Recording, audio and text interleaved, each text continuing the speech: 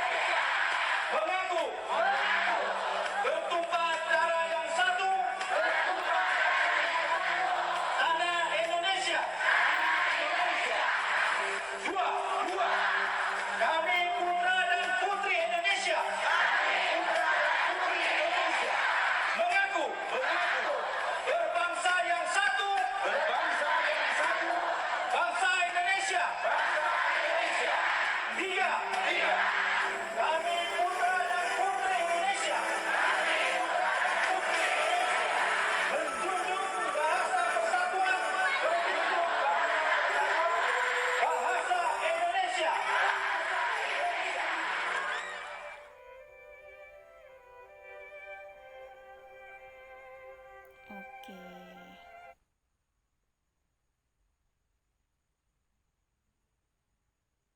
Nah, mungkin untuk kita sudah tidak asing lagi, ya kan?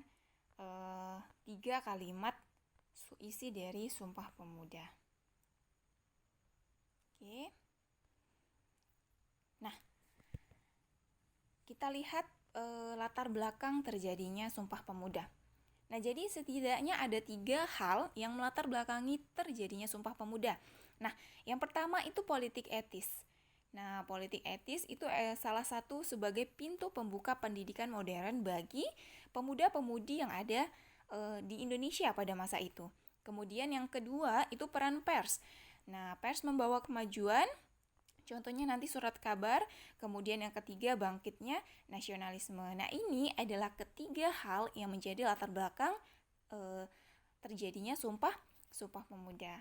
Oke, kita bahas satu-satu dari politik etis, kemudian pers, dan terakhir nanti munculnya nasionalisme. Nah, kita awali dari politik etis, kan? Nah, dalam politik etis dikenal yang namanya Van de Venter. Nah, mungkin sudah tidak asing ya kan? Nama lengkapnya adalah Konrad Theodor van de Venter. Nah, dia lahir dari tahun 1857 dan meninggal pada tahun 1915. Nah, Van de Venter ini dikenal sebagai seorang ahli hukum dari Belanda dan juga tokoh politik etis. Nah, Van de Venter pada usia muda bertolak ke Hindia Belanda. Nah, Hindia Belanda itu adalah Indonesia, sebelum namanya Indonesia, ya kan? Nah, dalam waktu 10 tahun, Van de Venter telah menjadi kaya karena perkebunan swasta serta maskapai minyak yang bermunculan saat itu banyak membutuhkan jasa penasihat hukum. Nah, salah satunya Van de Venter ini dijadikan sebagai penasihat hukum. Nah, apa hubungannya dengan Sumpah Pemuda, Bu? Gitu ya kan. Nah, ini kita bahas politik etis. Tadi politik etis adalah salah satu hal yang menjadi latar belakang Sumpah Pemuda. Nah, lalu pada 1899, Van de Venter ini menulis dalam majalah yang berjudul The Gids atau Panduan, itu yang judulnya adalah Hutang Kehormatan. Nah, bagaimana Belanda menjadi negara yang makmur dan aman karena hasil kolonialisasi yang datang dari daerah jajahan di Hindia Belanda. Nah, itu adalah isi daripada majalah ini tadi yang berjudul Hutang Kehormatan. Nah, tapi sebelum kita bahas jauh tentang Van de Venter ini, kita lihat dulu pengertian dari politik etis. Nah, tadi kita udah bahas ya kan politik etis apa. Jadi, politik etis atau etis politik itu adalah politik balas budi. Nah, biasa kita mengartikan secara sederhana adalah politik balas budi. Nah, politik balas budi ini adalah pemikiran progresif bahwa pemerintah Belanda mempunyai kewajiban moral menyejahterakan penduduk Hindia Belanda sebab penduduk Hindia Belanda telah memberikan kemakmuran bagi masyarakat dan kerajaan Belanda. Nah, ini ada hubungannya dengan majalah yang tadi kita bahas. Nah, jadi isinya itu adalah seperti kewajiban dari pihak Belanda yang harus menyejahterakan kita, penduduk Hindia Belanda, karena memang kita sudah banyak memberikan kemakmuran bagi pemerintah Belanda maupun bagi masyarakat yang tinggal di kerajaan Belanda pada masa itu. Nah, kemudian ada yang namanya kebijakan politik etis. Jadi dalam politik etis ini ada dikenal 3 kebijakan. Nah, yang pertama itu edukasi, kemudian irigasi, dan yang ketiga adalah migrasi. Nah, edukasi kita tahu tentang pendidikan. Jadi, program kerja daripada edukasi ini adalah pendirian berbagai jenis sekolah, baik itu dari tingkat dasar hingga jenjang pendidikan tinggi. Nah, nanti kita akan lihat sekolah-sekolah apa saja yang didirikan pada masa pemerintahan Belanda ini. Kemudian yang kedua, irigasi. Nah, irigasi ini adalah pembangunan saluran irigasi yang diperlukan bagi sarana pengairan teknis sawah dan perkebunan. Nah, ini digunakan untuk pengairan perkebunan-perkebunan yang ada di Hindia Belanda ataupun di Indonesia. Kemudian yang ketiga yaitu migrasi perpindahan penduduk. Nah, program kerjanya adalah pemindahan penduduk dari daerah padat ke daerah yang memiliki kemungkinan untuk dikembangkan. Nah, ini adalah 3 kebijakan politik etis yang kemudian diterapkan oleh pemerintah Hindia Belanda pemerintah Belanda di daerah jajahan, yaitu di Indonesia. Nah, namun pada praktiknya ternyata kebijakan-kebijakan dari politik etis ini baik di bidang edukasi, kemudian irigasi dan juga migrasi itu terjadi penyimpangan. Nah, kita lihat bagaimana penyimpangan-penyimpangan pada setiap bidangnya. Nah, yang pertama pada bidang edukasi. Jadi, pembangunan sekolah-sekolah yang diajukan oleh Belanda pada masa itu memang berjalan. Tetapi pendidikan itu bertujuan untuk memperoleh tenaga administrasi yang cakap dan murah.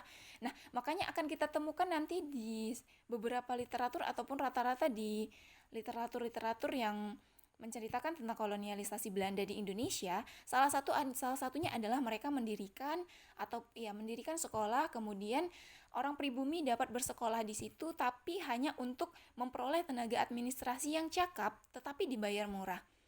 Nah, biasa itu. Pada masa pemerintahan Belanda, orang-orang pribumi itu ketika bekerja, misal di suatu instansi, di situ ada orang pribumi, kemudian ada orang-orang keturunan Eropa, ada orang-orang Cina. Nah, kita itu golongan yang paling rendah untuk gaji. Walaupun mungkin kesetaraan ataupun posisi pada instansi tersebut sama dengan orang-orang dari Eropa tadi, orang Cina, ataupun Asia lainnya.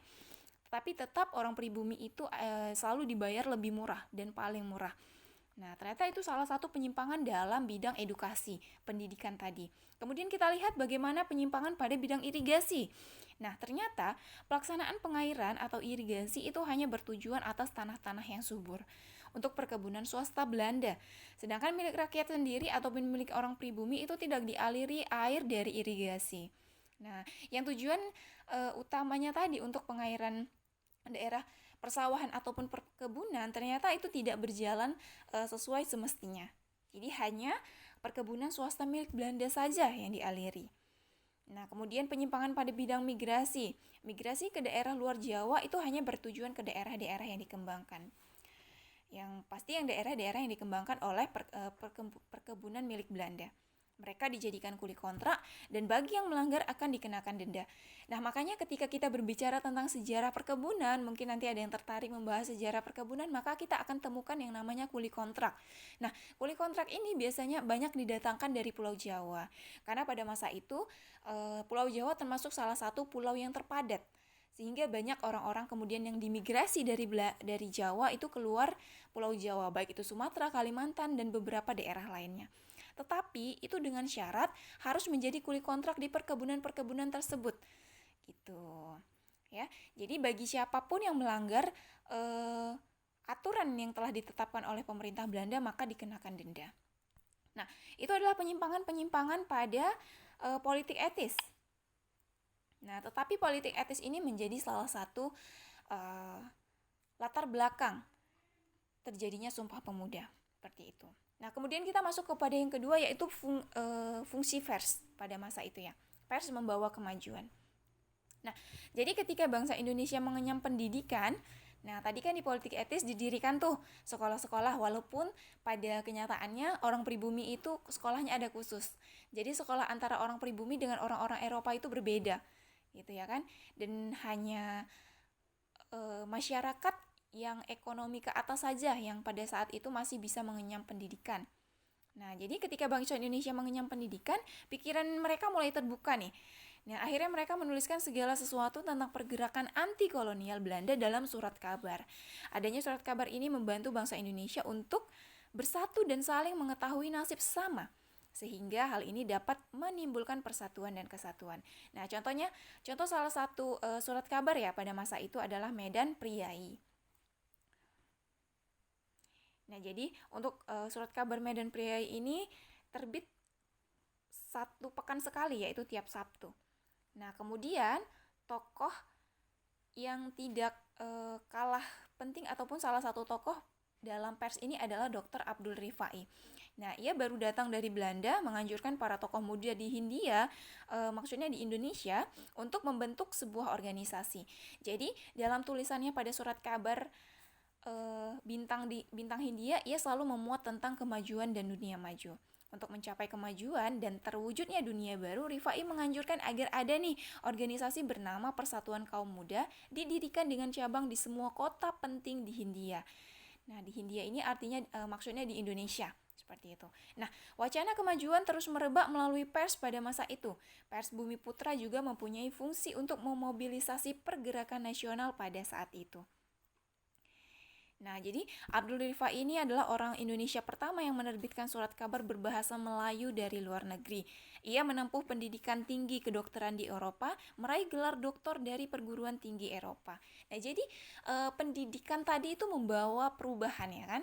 Artinya kemajuan pemikiran kita itu sudah lebih. Nah, salah satunya dituangkanlah tulisan-tulisan dalam surat kabar ini. Nah, itu andil daripada pers tadi, gitu ya. Nah, kemudian kita lihat yang ketiga, munculnya nasionalisme. Nah, munculnya nasionalisme tidak terlepas daripada hadirnya organisasi pergerakan nasional pada masa itu. Kita lihat, ada beberapa faktor yang mempengaruhi lahirnya organisasi pergerakan nasional. Nah, secara umum terbagi menjadi 2 faktor nih. Ada faktor internal dan juga faktor eksternal. Nah, faktor internal ada 4, di mana yang pertama lahirnya golongan pelajar akibat dilaksanakannya politik etis. Nah, lagi-lagi kita kembali ke politik etis tadi, politik balas budi. Nah, jadi lahirnya golongan pelajar akibat dilaksanakannya politik etis. Salah satunya adalah dengan dibukanya sekolah tadi ya kan. Kemudian yang kedua, kemajuan di bidang transportasi dan komunikasi yang telah mendorong bangsa Indonesia untuk saling memberi kabar berita. Kemudian yang ketiga, persamaan nasib sependeritaan sebagai bangsa yang dijajah. Faktor yang keempat yaitu kenangan kejayaan masa lalu bangsa Indonesia. Nah, jadi kita itu pernah jaya, gitu ya kan. Jadi harusnya kejayaan itu bisa terwujud kembali, bukan malah merasakan yang namanya kolonialisasi. Nah, itu faktor internal ya, faktor dari dalam, ya kan? Tadi munculnya golongan pelajar, kemudian kemajuan di bidang transportasi dan komunikasi, lalu persamaan senasib sependeritaan karena kita sama-sama dijajah, yang katanya kita dijajah Belanda selama 3,5 abad ataupun 350 tahun, ya kan? Nah, walaupun pada kenyataannya tidak selama itu. Kemudian yang keempat itu kenangan kejayaan masa lalu. Nah, itu faktor internal. Kemudian kita lihat bagaimana faktor eksternalnya. Nah, faktor eksternal ini adalah faktor dari luar, gitu ya kan. Nah, faktor eksternal itu ada 3. Yang pertama, kemenangan Jepang atas Rusia dalam Perang Rusia-Jepang tahun 1905.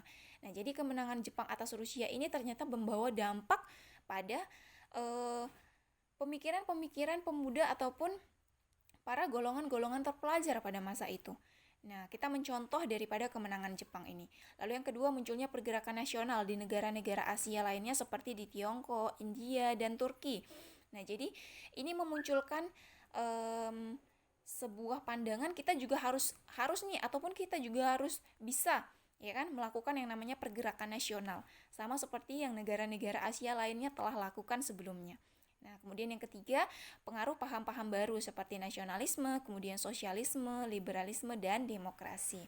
Nah, jadi ini adalah faktor-faktor yang kemudian mempengaruhi lahirnya organisasi pergerakan nasional. Yang kita tahu, sejak 1908 organisasi pergerakan nasional di Indonesia itu sudah ada. Oke, nanti kita akan lihat organisasi-organisasi apa saja nih. Nah, jadi kita lihat organisasi-organisasi pada periode awal pergerakan nasional. Nah, yang pertama kali itu adalah Budi Utomo. Nah, Budi Utomo ini didirikan pada 20 Mei 1908. Tokohnya adalah Dr. Wahidin Sudirohusodo, kemudian ada Dr. Sutomo dan Gunawan Mangunkusumo. Nah, organisasi Budi Utomo ini tidak bersifat politis. Jadi keanggotaannya terbatas pada penduduk Jawa dan Madura. Nah, kemudian Budi Utomo ini mengalami kemunduran yang disebabkan faktor-faktornya itu ada dua ya. Yang pertama, keanggotaan Budi Utomo hanya terbatas pada penduduk Jawa dan Madura saja. Lalu yang kedua, munculnya organisasi Serikat Islam yang tidak membatasi keanggotaannya. Nah, nanti kita juga akan bahas tentang Sarekat Islam. Nah, jadi dikatakan bahwa Budi Utomo ini adalah organisasi pergerakan nasional yang pertama, ya kan? Yang dia memang tidak bersifat politis. Nah, tetapi tidak berjalan lama karena memang ada muncul yang namanya Sarekat Islam. Sarekat Islam ini dia keanggotaannya tidak terbatas, kemudian tidak terbatas di Jawa dan Madura saja. Jadi dia lebih populer pada masa itu sehingga Budi Utomo bisa dikatakan kalah, ya kan? Nah, kemudian kita lihat Sarekat Islam. Jadi Sarekat Islam ini didirikan oleh Kiai Haji Samanhudi pada 1911, hanya berjarak 3 tahun dari Budi Utomo tadi ya. Dengan nama pertama itu Sarekat Dagang Islam. Jadi tujuan Sarekat Dagang Islam ini adalah menjadi wadah para pedagang muslim menghadapi persaingan dengan pedagang asing, baik pedagang dari Tiongkok, India, dan lain sebagainya. Nah, pada 10 September 1912, Sarekat Dagang Islam ini berganti nama menjadi Sarekat Islam dengan ketuanya yaitu Hos Cokro Aminoto. Nah, tujuan daripada Serikat Islam ini adalah yang pertama membantu perdagangan, kemudian yang kedua membantu anggotanya yang kesulitan dalam permodalan, kemudian memajukan kepentingan jasmani dan rohani pedagang pribumi, dan memajukan kepentingan agama Islam. Nah, kita bahas organisasi-organisasinya singkat saja, karena memang ada banyak nih, kan? Ada banyak. Nah, nanti kita bahas PKI, kemudian sampai Taman Siswa juga. Oke. Kemudian yang ketiga yaitu Muhammadiyah. Nah, siapa yang tidak kenal Muhammadiyah ya kan? Masih populer hingga saat ini. Nah, didirikan di Yogyakarta pada 18 November 1912 oleh Kiai Haji Ahmad Dahlan. Nah, tujuan daripada organisasi Muhammadiyah ini adalah yang pertama memajukan pendidikan dan pengajaran berdasarkan agama Islam. Kemudian yang kedua, mengembangkan pengetahuan agama dan cara hidup sesuai agama Islam. Yang ketiga, organisasi Muhammadiyah bersifat non-politis dan kooperatif. Nah, kooperatif ini adalah organisasi yang masih mau bekerja sama dengan pemerintah kolonial. Nah, nanti ada juga organisasi non-kooperatif. Non-kooperatif ini sama sekali tidak mau bekerja sama dengan pemerintah kolonial. Nah, kolonial Belanda. Gitu. Jadi organisasi non-kooperatif itu adalah organisasi yang menentang secara terang-terangan bahwa mereka ingin merdeka. Gitu. Nanti ada organisasi non-kooperatifnya. Nah, itu pada periode pergerakan nasional. Kemudian kita masuk pada periode nasionalisme politik. Sudah muncul organisasi-organisasi yang di dalamnya sudah bersifat politik. Gitu ya kan. Yang pertama itu ada Indis Partij. Nah, Indis Partij ini atau biasa dikenal dengan IP didirikan di Bandung pada 25 Desember 1912. Kita tahu tokohnya itu adalah 3 serangkai. Ayo, siapa aja 3 serangkai? Yang pertama Ki Hajar Dewantara, yang kedua Dr. Cipto Mangunkusumo, dan yang ketiga yaitu Dewes Dekker. Nah, Ki Hajar Dewantara dan Dr. Cipto Mangunkusumo adalah orang-orang pribumi ataupun orang-orang asli Indonesia, sedangkan Dewes Dekker adalah orang dari Belanda. Tetapi beliau memiliki keinginan untuk Indonesia merdeka gitu, walaupun dia berasal dari keturunan Belanda. Nah, organisasi pertama yang secara tegas nih menyampaikan tujuannya mencapai kemerdekaan Indonesia. Nah, makanya Indis Partij ini dikatakan sebagai organisasi non-kooperatif. Nah, dia tidak mau bekerja sama dengan pemerintah kolonial dan terang-terangan menyatakan untuk mencapai kemerdekaan Indonesia. Nah, Indies Partij itu ada semboyannya yang terkenal, yaitu ada 3. Nah, India for Indians, yang itu artinya Indonesia untuk orang Hindia. Nah, orang Hindia ini maksudnya adalah orang Indonesia. Kemudian Indies Los van Holland, itu Hindia bebas dari Belanda, dan Indies nasionalis, nasionalisme Hindia. Nah, ini adalah semboyan-semboyan dari Indies Partij. Nah, setelah itu ada gerakan pemuda. Nah, organisasi pemuda yang pertama kali muncul adalah Trikoro Darmo yang didirikan oleh R. Satiman Wiryo Sanjoyo pada 1915. Selanjutnya berganti nama menjadi Jong Java. Nah, selain Jong Java, organisasi pemuda lainnya kita tahu ada Jong Sumatera Nenbon, kemudian Jong Ambon, Jong Minahasa, Jong Celebes. Nah, Jong-Jong inilah yang kemudian nantinya mereka berkumpul, kemudian mengadakan yang namanya rapat gitu ya kan, makanya terciptalah Sumpah Pemuda. Nah, tapi kita belum bahas sampai situ nih. Kita masih bahas latar belakang daripada Sumpah Pemuda dulu. Oke, jadi Kongres ya, lebih dikenal pada Kongres Pemuda 2, itu pada 27 sampai 28 Oktober 1928 menghasilkan Sumpah Pemuda. Kan?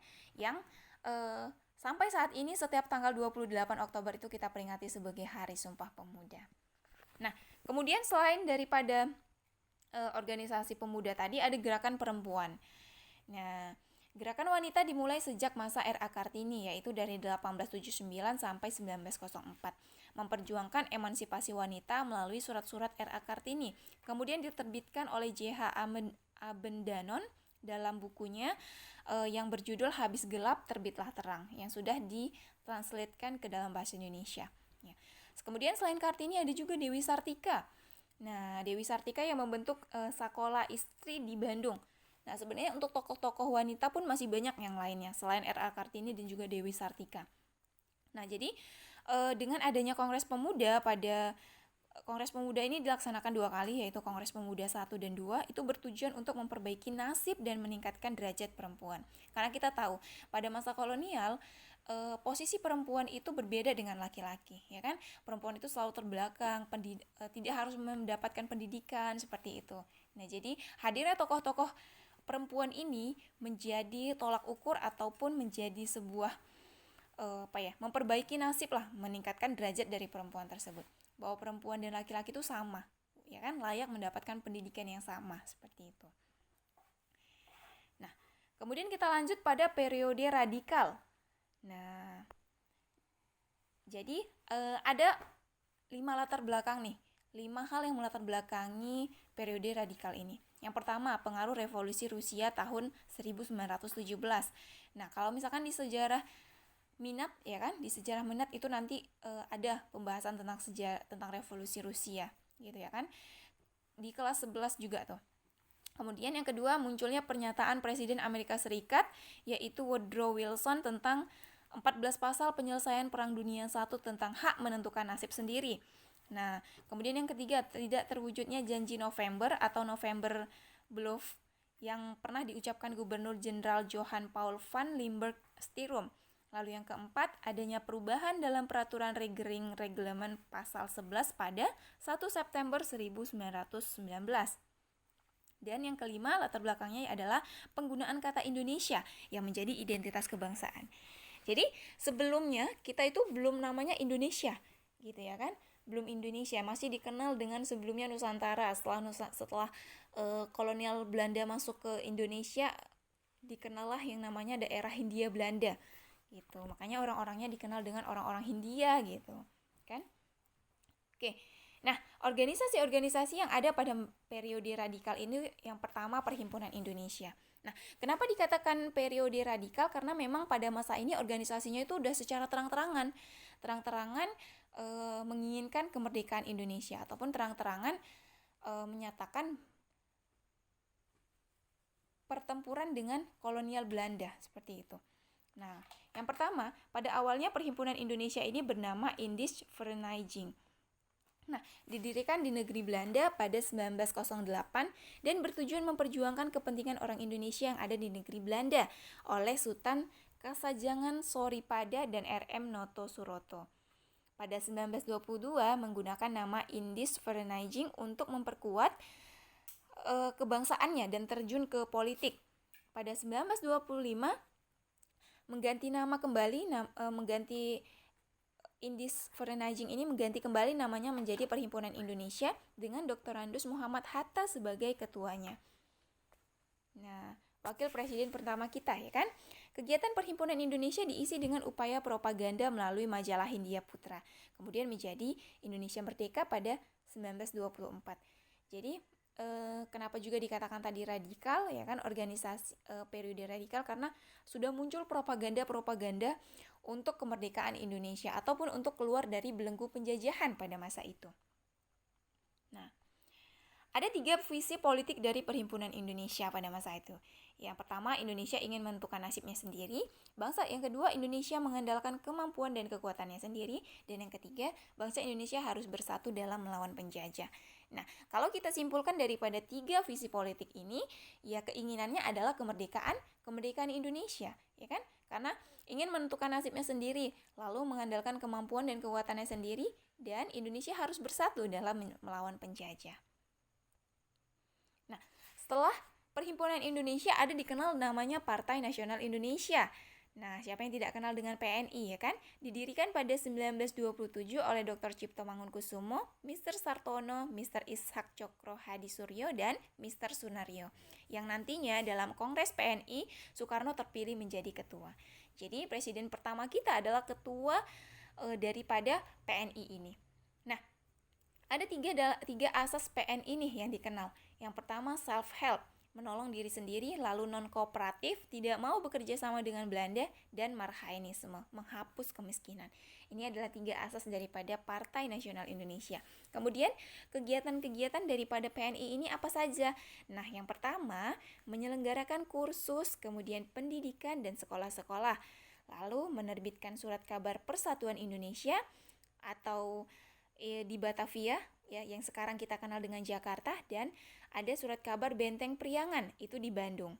Kemudian yang ketiga kegiatannya adalah mengadakan rapat-rapat umum. Nah, setelah itu ada Partai Komunis Indonesia.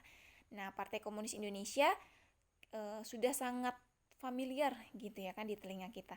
Nah, ternyata Partai Komunis Indonesia ini juga termasuk ke dalam salah satu organisasi pergerakan nasional pada masa itu. Walaupun nantinya PKI ini dinyatakan sebagai organisasi terlarang baik oleh Belanda ataupun pada 1960 gitu ya kan, ataupun pada masa sebelum Orde Baru itu juga dikatakan sebagai organisasi terlarang oleh pemerintah Indonesia. Nah, kembali lagi nih, PKI didirikan pada 23 Mei 1923. Jadi awalnya ini bernama Indis Sosial Demokratis. Indis Sosial Demokratis Vereniging yang didirikan pada tahun 1914. Lalu pada 1920 berubah nama menjadi Perserikatan Komunis Hindia yang akhirnya menjadi Partai Komunis Indonesia. Nah, gerakan radikalnya ditunjukkan dengan melakukan aksi permogokan kaum buruh. Jadi PKI ini memang selalu berkaitan dengan kaum buruh. Ya, partisipannya itu banyak dari kaum buruh. Nah, aksi pemberontakan di Pulau Jawa itu pada 1926 dan pemberontakan di Pulau Sumatera pada 1927. Jadi, oleh karena aksinya tersebut, PKI kemudian dinyatakan sebagai partai terlarang oleh pemerintah kolonial Belanda. Jadi, pada masa kolonial Belanda pun PKI ini sudah dinyatakan sebagai organisasi terlarang karena banyak melakukan pemberontakan. Nah, kemudian berlanjut nanti pada 1948 dia juga melakukan pemberontakan ya kan, PKI Madiun, lalu nanti G30S gitu. Nah, selain itu ada yang dikenal namanya juga perjuangan dalam Foxtrot. Jadi perjuangan dalam Foxtrot ini ada 3 ya, ada Fraksi Nasional, kemudian Petisi Sutarjo, dan juga Mosi Tamrin. Nah, Fraksi Nasional ini didirikan oleh Muhammad Husni Tamrin pada 1894 sampai 1941. Nah, cukup lama. Kurang lebih itu rentang waktunya 47 tahun ya. Pada 27 Januari 1930 untuk mencapai tujuan kemerdekaan Indonesia secepatnya. Lalu petisi Sutarjo ini dicetuskan oleh Sutarjo Kartohadikusumo dengan tujuan menyusun suatu rencana pemberian kepada Indonesia suatu pemerintahan yang berdiri sendiri dalam batas pasal 1 Undang-Undang Kerajaan Belanda. Mosi Tamrin. Nah, Mosi Tamrin ini dikeluarkan oleh M.H. Tamrin agar pemerintah kolonial Belanda mengganti istilah-istilah yang dianggap sudah tidak sesuai lagi dengan situasi dan kondisi bangsa Indonesia saat itu. Nah, organisasi pergerakan pada masa ini ada apa saja? Ada Taman Siswa, kemudian ada Partai Gabungan Politik Indonesia ataupun yang dikenal dengan GAPI, lalu yang ketiga itu ada Partai Indonesia Raya atau Parindra. Nah, oke. Nah, ini adalah materi kita tentang latar belakang daripada Sumpah Pemuda. Jadi banyak gitu ya kan? Tadi sekilas kita refleksi kembali materi pada pembelajaran kali ini. Latar belakang hadirnya Sumpah Pemuda itu ada 3. Nah, tadi yang pertama dari politik etis, ya kan? Ada tuh kebijakannya tentang edukasi, migrasi dan juga irigasi. Kemudian peran pers juga, hadirnya surat kabar di mana para golongan-golongan terpelajar mulai menuliskan aspirasinya, ya kan? Mulai menuliskan tentang kesadaran penjajahan di Indonesia melalui tulisan-tulisannya di surat kabar. Lalu yang ketiga munculnya nasionalisme. Nah, munculnya nasionalisme ini tidak terlepas daripada hadirnya organisasi-organisasi pergerakan nasional pada masa itu. Kita sudah bahas organisasi-organisasi apa saja dari Budi Utomo adalah organisasi pergerakan pertama pada 1908 sampai tadi kita bahas organisasi pergerakan yaitu Partai Indonesia Raya. Nah, sebenarnya ada banyak organisasi-organisasi pergerakan. Ya, jadi kalau kita membahas tentang pergerakan nasional, nah itu rentang waktunya dari 1908 sampai sebelum kemerdekaan yaitu 1945. Jadi ada banyak organisasi-organisasi yang muncul ataupun yang berdiri pada masa itu. Oke. Munculnya organisasi pergerakan nasional juga ada faktor eksternal dan juga faktor internalnya. Demikian pembelajaran kita kali ini. Sampai ketemu di video-video pembelajaran selanjutnya ya. Jangan lupa like, komen, dan share video ini. SMA Islam Aniza Medan, unggul, cerdas, Islami. Wassalamualaikum.